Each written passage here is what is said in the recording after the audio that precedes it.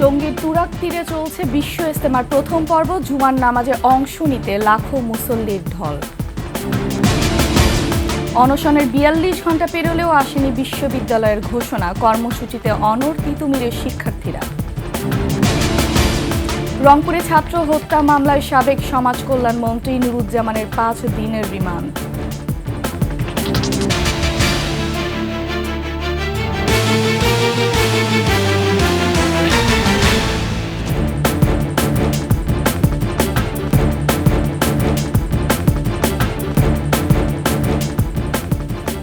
শুনছিলেন সংবাদ শিরোনাম। আমন্ত্রণ দুপুরে ২১শে সংবাদে, সাথে আছি আমি ফারহানা লোপা। দর্শক, ২১শে টেলিভিশনের সংবাদ একসাথে সরাসরি দেখতে পাবেন আমাদের ফেসবুক পেজ www.facebook.com/2124 অনলাইনে। এছাড়া সাবস্ক্রাইব করতে পারেন www.youtube.com/@21 চ্যানেলে। শুরু হলো বিশ্ব ইজতেমার প্রথম পর্ব। টঙ্গীর তুরাগ তীরে নেমেছে লাখো মুসল্লির ঢল। এ পর্বে অংশ নিচ্ছেন মাওলানা জুবায়েরের অনুসারীরা। কিছুক্ষণের মধ্যে দেশের বৃহত্তম জুমার নামাজের জামাতে অংশ নিতে আশপাশের বিভিন্ন এলাকা থেকেও এসেছেন ধর্মপ্রাণ মুসলমানরা। গাজীপুর প্রতিনিধি অপূর্ব রায়ের তথ্যচিত্রে ডেস্ক রিপোর্ট। ভোরের আলো ফুটতেই কানায় কানায় পূর্ণ তুরাগ তীরের ইজতেমা ময়দান। ফজরের নামাজে শামিল লাখো মুসল্লি। নামাজের পর বয়ান শুরু করেন পাকিস্তানের মাওলানা জিয়াউল হক। শুরু হয় ৫৮তম ইজতেমার প্রথম দিনের আনুষ্ঠানিকতা। এর আগে বৃহস্পতিবার মাগরিবের নামাজের পরপরই আম বয়ানের মধ্য দিয়ে শুরু হয়ে যায় এবারের ইজতেমা। ৬৩টি খিত্তায় অবস্থান করছেন দেশ বিদেশের লাখো মুসল্লি। এ পর্বে যোগ দিয়েছেন ২০০০-এর বেশি বিদেশি মেহমান। বৃহত্তর জুম্মার নামাজে অংশ নিতে তুরাগ পারে হাজির আশপাশের মুসল্লিরাও। পাঠিয়েছেন যেন আমরা নেক আমল করতে পারি, ইসলাম যাতে আমরা প্রচার করতে পারি, সেই জন্য আমাদের আজকের এই জামাই। সারা দুনিয়ার মানুষ এখান থেকে কিভাবে দাওয়াত, কিভাবে ঘরে ঘরে দাওয়াত পৌঁছে দেওয়া যায়, সেই দাওয়াতের ফিকির আমরা এখানে আসছি। We used to be from London, but I moved to Preston. I'm from the UK. This is my first time to the Tongi Ijtima in Bangladesh. I'm very happy to be here. So many people here, mashallah. এদিকে সাদা পোশাকে মুসল্লিদের নিরাপত্তায় নিয়োজিত পর্যাপ্ত police ও RAB সদস্য।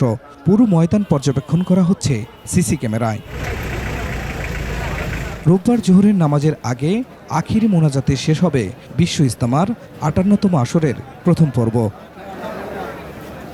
Khurshid Alam, desk report, ২১শে television.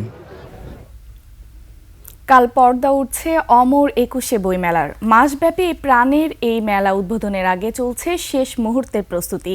ময়দান জুড়ে চলছে স্টল, প্যাভিলিয়ন তৈরির কর্মযজ্ঞ। সকালে সোহরাওয়ার্দী উদ্যানের মেলার সার্বিক নিরাপত্তা পরিস্থিতি পরিদর্শনে আসেন ডিএমপি কমিশনার শেখ মোহাম্মদ সাজ্জাদ আলী।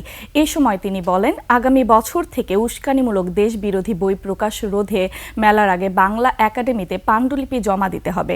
একই সঙ্গে জানান, মেলা নিয়ে পূর্ণ নিরাপত্তার ব্যবস্থা করা হয়েছে। সিসিটিভি ক্যামেরার আওতায় এসেছে মেলা প্রাঙ্গণ। নিষিদ্ধ সংগঠন ছাত্রলীগ বইমেলা পণ্ড করতে আসলে যথাযথ ব্যবস্থা গ্রহণ করা হবে বলেও জানান ডিএমপি কমিশনার। ৪২ ঘণ্টা ধরে অনশনে থাকলেও আসেনি বিশ্ববিদ্যালয়ের ঘোষণা। শিক্ষা মন্ত্রণালয়ের যুগ্ম সচিবের আশ্বাসের পরও তাই কর্মসূচি থেকে সরে আসেননি সরকারি তিতুমির কলেজের শিক্ষার্থীরা। বরং আন্দোলন আরও বেগবান করে সড়ক ও রেলপথ অবরোধের হুঁশিয়ারি দিয়েছেন তারা। দীর্ঘ সময় অনশনে অসুস্থ হয়ে পড়েছেন শিক্ষার্থীদের অনেকে। তাদের দাবি, আজকের মধ্যেই ঘোষণা দিতে হবে বিশ্ববিদ্যালয় স্বীকৃতির। এর আগে বিষয়টি সুরাহা করতে বৃহস্পতিবার রাত ৯টার দিকে অনশনস্থলে যান শিক্ষা মন্ত্রণালয়ের যুগ্ম সচিব মোহাম্মদ নুরুজ্জামানের নেতৃত্বে সরকারের একটি প্রতিনিধি দল। প্রায় ২ ঘণ্টার বৈঠক শেষে যুগ্ম সচিব বলেন, তিতুমির কলেজকে বিশ্ববিদ্যালয়ে রূপান্তরের ফিজিবিলিটি কমিটির রিপোর্ট পাওয়ার পর সিদ্ধান্ত জানাবে সরকার।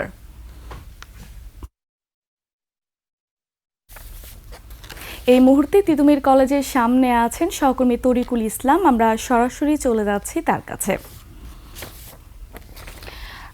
তরিকুল, অনশন কর্মসূচি নিয়ে আসলে কি বলছেন শিক্ষার্থীরা? সরকারের পক্ষ থেকে আর কেউ এসেছেন কিনা তাদের সাথে কথা বলতে? আমাদের বিস্তারিত জানাবেন। ধন্যবাদ লোপা। আপনি জানেন যে গতকাল রাতে এই তিতুমির সরকারি কলেজের শিক্ষার্থীদের কাছে এসেছিলেন শিক্ষা মন্ত্রণালয়ের যুগ্ম সচিব নুরুজ্জামান, কিন্তু তার কথায় শিক্ষার্থীরা আশ্বস্ত হন না। তারা চাচ্ছেন যে শিক্ষা উপদেষ্টা নিজে এসে তাদেরকে এই বিশ্ববিদ্যালয় প্রতিষ্ঠার আশ্বাস দিবেন এবং তারা দীর্ঘ ৪২ ঘন্টা যাবৎ এই কলেজের সামনে অবস্থান করছেন এবং তাদের একটাই দাবি, তাদের এই তিতুমির কলেজকে বিশ্ববিদ্যালয়ে রূপান্তরিত করতে হবে। এবং আমরা সকাল থেকে এখানে অবস্থান করে দেখেছি যে এই আন্দোলনের যে প্রথম সারির যে আন্দোলনকারী রয়েছে, যেমন মামুন, সে অসুস্থ হয়ে হাসপাতালে গেছে এবং তার সাথে তার সহপাঠী যারা রয়েছেন, এটা একটি গণ অনশন কর্মসূচি। এখানে ২৩,০০০ যে শিক্ষার্থী রয়েছে তিতুমির কলেজে, সেই শিক্ষার্থীরা গণহারে এই কর্মসূচিতে একের পর এক অংশগ্রহণ করছেন এবং ৪২ ঘন্টা যাবত এই অনশন কর্মসূচি চলছে। এবং তারা বলছেন যে যতক্ষণ পর্যন্ত না এই তিতুমির কলেজকে বিশ্ববিদ্যালয় ঘোষণা করা হবে ততক্ষণ পর্যন্ত এই অনশন কর্মসূচি চলবে এবং পরবর্তী কী পদক্ষেপ তারা নেবেন তার সিদ্ধান্ত নেবেন তিতুমির কলেজের সেই ২৩,০০০ শিক্ষার্থী সম্মিলিত তাদের সিদ্ধান্তে আসবে সেই সিদ্ধান্তটা। তো এখন পর্যন্ত তিতুমির কলেজের সামনে থেকে আমরা এটাই দেখেছি যে শিক্ষার্থীরা একেবারে অনড় তাদের এই বিশ্ববিদ্যালয় প্রতিষ্ঠার জন্য এবং তারা আমরণ অনশন করে যাচ্ছেন। এবং আমরা দেখেছি যে কিছুক্ষণ আগে এই বিশ্ববিদ্যালয়ের শিক্ষিকারা এসেছেন এবং তাদেরকে শিক্ষার্থীদেরকে অনুনয় বিনয় করে রিকোয়েস্ট করেছেন যে তারা যেন এই অনশন থেকে ফিরে আসেন, কিন্তু তারা কোনোভাবেই শুনছেন না। তারা শিক্ষা মন্ত্রণালয়ের যুগ্ম সচিবের কথা শোনেনি। তারা বলছেন একেবারে শিক্ষা সচিব এসে বা শিক্ষা উপদেষ্টা এসে তাদেরকে যতক্ষণ পর্যন্ত আশ্বাস না দেবেন ততক্ষণ পর্যন্ত তারা এই কর্মসূচি থেকে উঠবেন না। তো সর্বশেষ এই সংবাদ ছিল সরকারি তিতুমির কলেজের সামনে থেকে। লোপা। তরিকুল, আপনাকে ধন্যবাদ। দর্শক, তিতুমির কলেজের সামনে থেকে এতক্ষণ আমাদের সাথে যুক্ত ছিলেন সহকর্মী তরিকুল ইসলাম। চলে যাচ্ছি অন্য প্রসঙ্গে। বৈষম্য বিরোধী আন্দোলনে ছাত্র হত্যা মামলায় সাবেক সমাজ কল্যাণ মন্ত্রী নুরুজ্জামান আহমেদকে ৫ দিনের রিমান্ড দিয়েছেন আদালত। সকালে ৭ দিনের রিমান্ড চেয়ে তাকে রংপুর চিফ জুডিশিয়াল ম্যাজিস্ট্রেট আদালতে তোলে পুলিশ। পরে বিচারক ৫ দিনের রিমান্ড মঞ্জুর করেন। এর আগে বৃহস্পতিবার রাতে সাবেক এই মন্ত্রীকে রংপুর শহরের সেন্ট্রাল রোড এলাকা থেকে গ্রেফতার করা হয়। লালমনিরহাটের সাবেক এমপি নুরুজ্জামান আহমেদ বৈষম্য বিরোধী ছাত্র আন্দোলনে মাহমুদুল হাসান মুন্না হত্যা মামলার ১ নম্বর এজাহার নামীর আসামি। শেষ করছি দুপুরের ২১ সংবাদ। যাবার আগে সংবাদ শিরোনামগুলো আরও একবার। টঙ্গীর তুরাগ তীরে চলছে বিশ্ব ইজতেমার প্রথম পর্ব। জুমার নামাজে অংশ নিতে লাখো মুসল্লির ঢল। অনশনের ৪২ ঘন্টা পেরোলেও আসেনি বিশ্ববিদ্যালয়ের ঘোষণা। কর্মসূচিতে অনড় তিতুমিরের শিক্ষার্থীরা। রংপুরে ছাত্র হত্যা মামলায় সাবেক সমাজ কল্যাণ মন্ত্রী নুরুজ্জামানের ৫ দিনের রিমান্ড।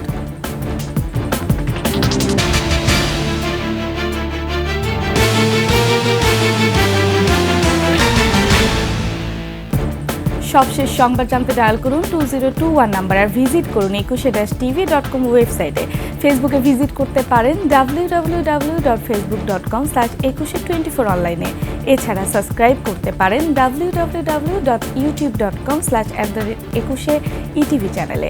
এতক্ষণ সঙ্গে থাকার জন্য ধন্যবাদ। পরবর্তী সংবাদ দুপুর ২টায় দেখার আমন্ত্রণ রইল। একুশের সাথেই থাকুন।